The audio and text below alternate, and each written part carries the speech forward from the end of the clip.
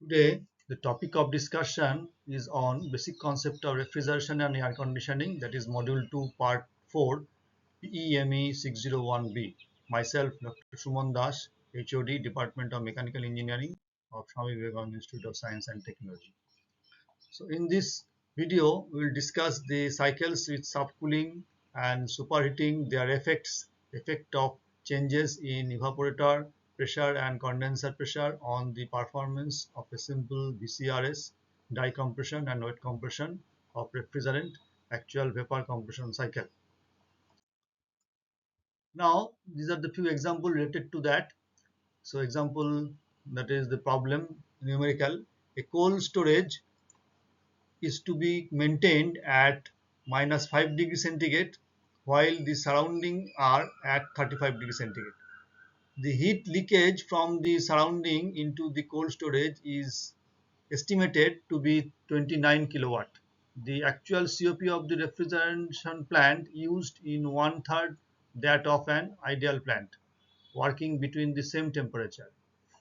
Find the power required in kilowatt to drive the plant. Now this is the solution. So the COP of, in the case of ideal case, we know that T2 by T1 minus T2. Here the value of T2 in terms of Kelvin, that is 268, that is the T2, and T1 minus T2. So the T1 equals to 273 plus 35. So that is the value of T1 minus T2. So we are getting the value of COP in the case of ideal case, that is coefficient of performance. Now the actual COP, so that is the one-third of that, that is one-third of 6.7. So we are getting, that is the 2.23. So we know that the COP is nothing but the Q2 by W. So Q2 by W, so value of Q2, and this is the W. So this is the Q2, that is the 421, that is the refrigerating effect, and W is the, that is the compressor work. So from that we are getting, that is, so this is the refrigeration cycle of dry ice plant on pH diagram. So as per the data here, so this is the diagram. Now from this it is clear that that is the refrigerator and that is the work input, and Q2, that is the 29 kilowatt, that is abstract from this cold storage and maintain a temperature that is the -5 degrees centigrade, and finally that is the surrounding temperature is 208.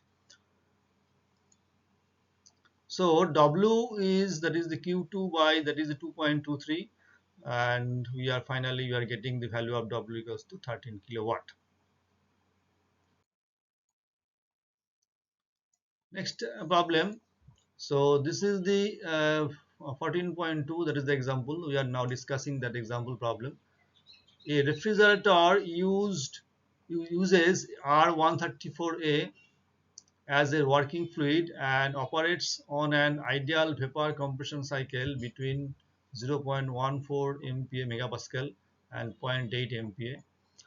If the mass flow rate of the refrigerant is 0.06 kg per second, determine number A, the rate of heat removal from the refrigerated space, and B, the power input to the compressor, and C, the heat rejection rate in the condenser, and finally the point D, that is CO.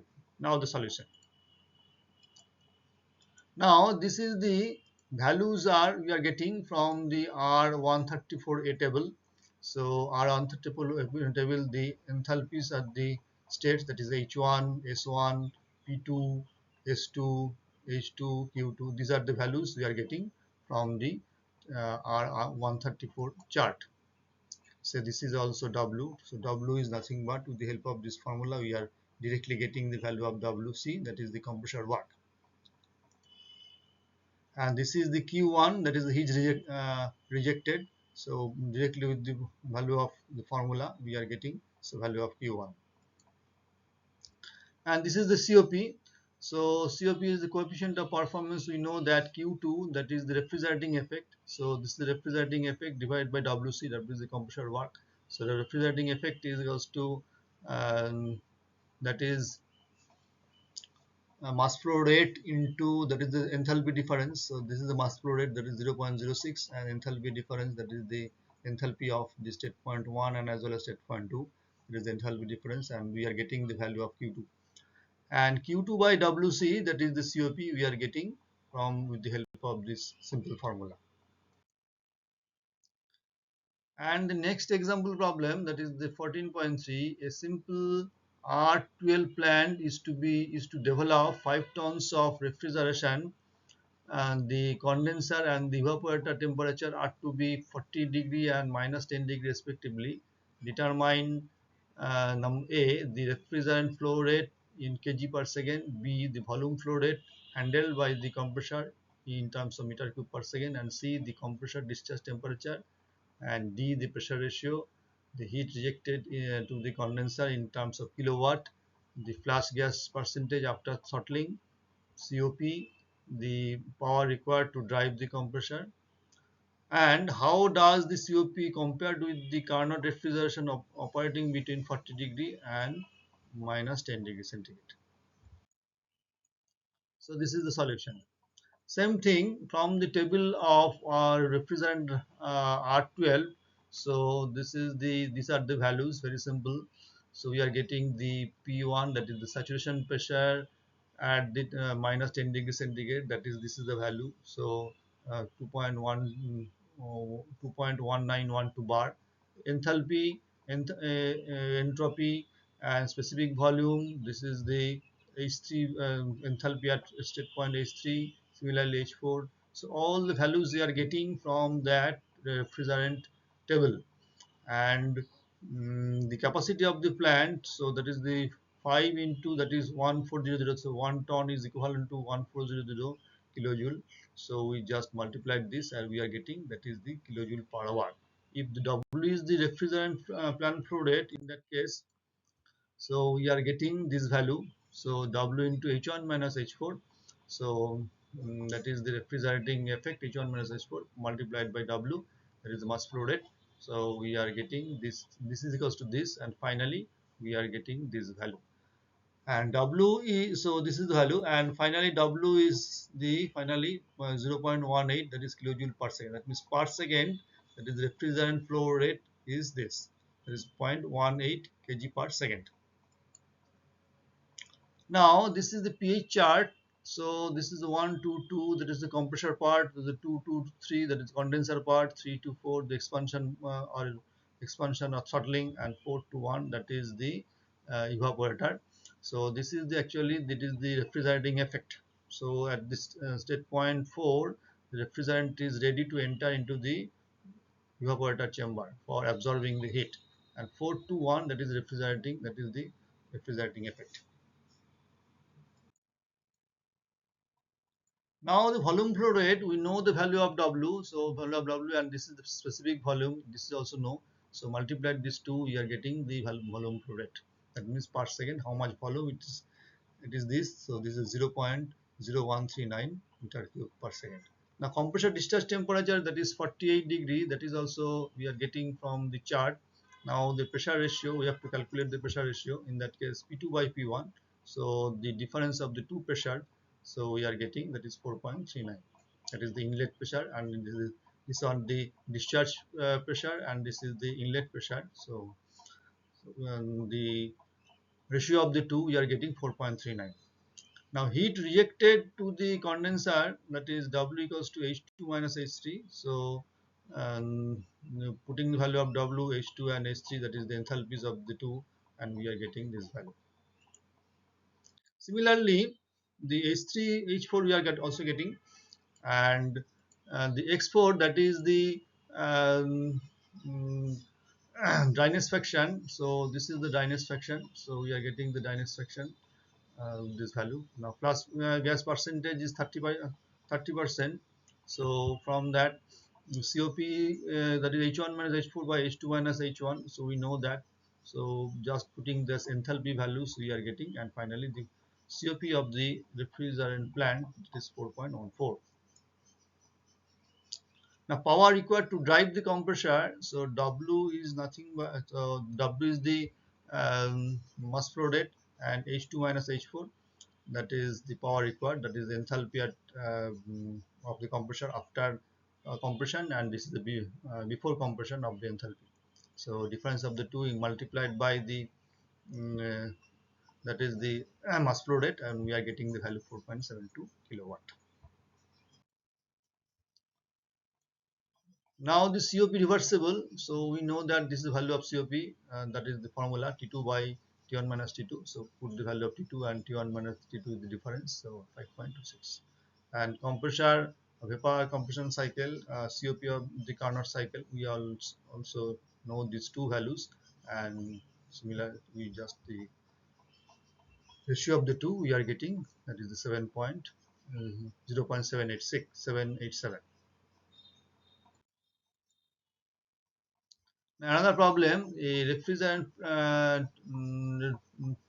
R12 vapor compression plant producing 10 tons of refrigeration operates with a condensing and evaporating temperature of 35 degrees centigrade and minus 10 degrees centigrade respectively.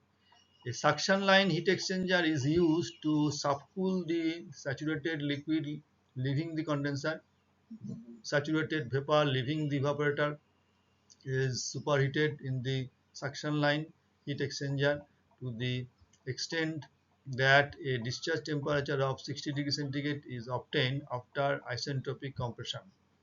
Determine number A, the subcooling achieved in the heat exchanger. B, the refrigerant flow rate in kg per second. C, the cylinder dimension of the two cylinder compressor.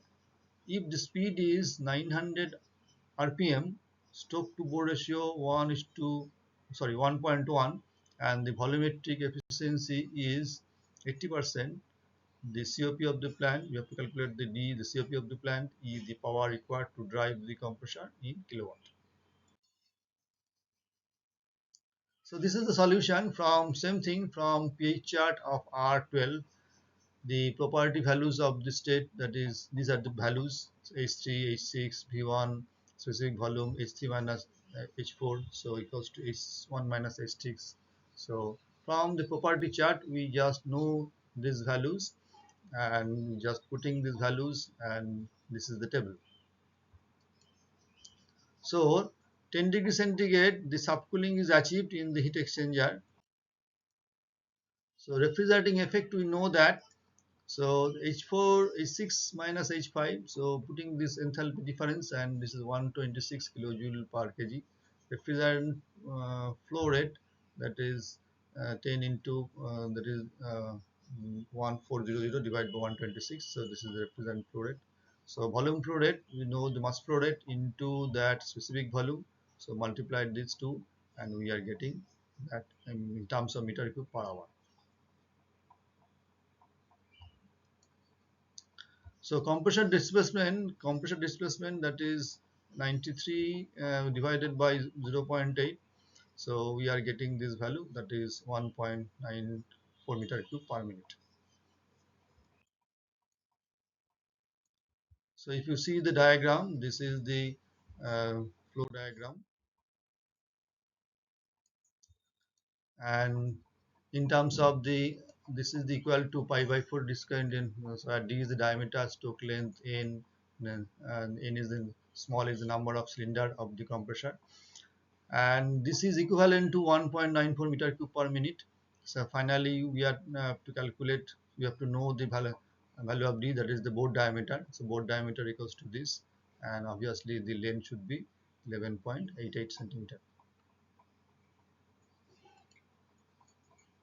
And COP, that is the final COP, H6 minus H5 equals divided by H2 minus H1. So putting this all the values, and we are getting the final COP. And power required to drive the compressor, so that is, we know that mass flow rate into H2 minus H1. So putting these values, and we are getting the power required, 8.02 kilowatt. Thank you very much.